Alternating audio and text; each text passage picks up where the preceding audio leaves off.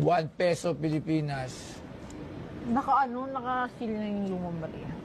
Uy, 1906! 1906!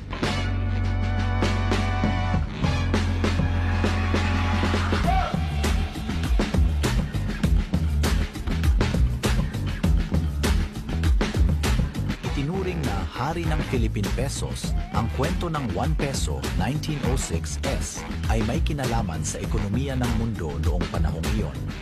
Noong unang bahagi ng 1900s at bago ang panahong ito, ang mundo ay sumunod sa mga pamantayang ginto at pilak. Nangangahulugan ito na ang halaga ng mga barya noon ay katumbas ng kanilang timbang sa ginto o pilak. Ang bigat ng 1 peso silver coin na humigit kumulang 27 gramo ay eksaktong 1 peso.